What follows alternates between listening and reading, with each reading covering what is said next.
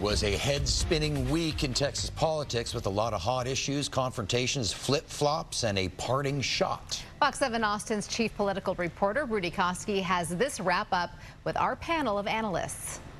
This week in Texas politics was filled with protest and some big voting issues. Let's get the headlines from our panel, and we'll begin first with Brad Johnson from the Texan News. Brad, what's your headline? Clashing on campus.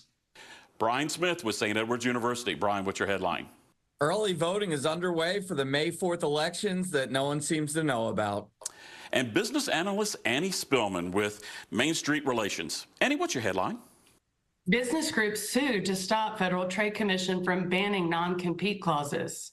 The Texas GOP looks like they're circling the wagons this week, announcing that they will look into ways to close off future Republican primary elections. Brad, this is more fallout, it seems like, from the big primary election involving House Speaker Dade Phelan and the claim that Democrats crossed over and kind of influenced that race, although we now know that really isn't the case, right? Well, it's certainly part of that, though this debate over closing primaries has been going on far longer than that. The Texas GOP took an initial step to do that back at the 22 convention.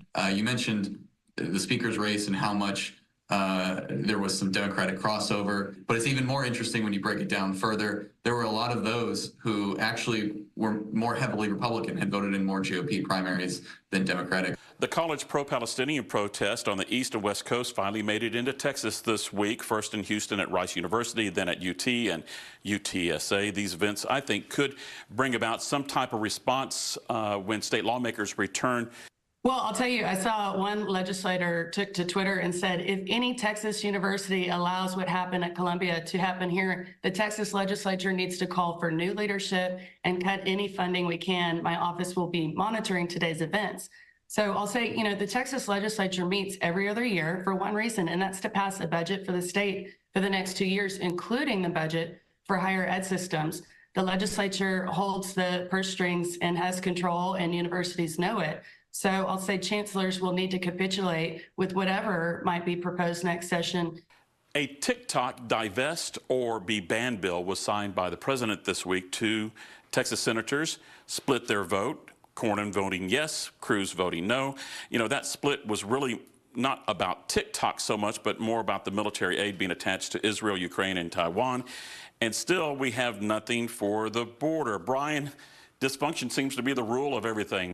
We do get things done when there's big money attached to it and everybody can claim a bit of that pie. But it is the status quo until we find out what happens in the fall election. For Cruz, he's up for re-election, so his vote is very much in line with conservative Republicans who aren't in the mood to compromise.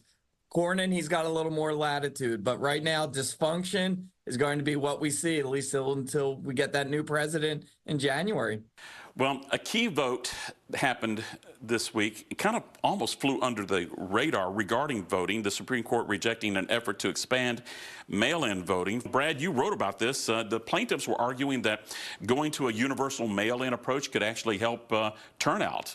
Yeah, that's part of it. The legal argument they made was that the 26th Amendment requires universal mail-in balloting. That's the one that it extended the right to vote to those age 18.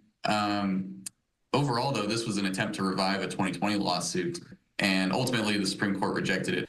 The outgoing Harris County District Attorney made an eye-catching decision and somewhat of a parting shot that took place on Thursday. Democrat Kim Ogg announcing she won't let her successor, another Democrat, take over a corruption case involving former employees of the county judge, a Democrat. She's handing it over to Texas Attorney General Ken Paxton. Brian, talking about a political hanging curveball there, right?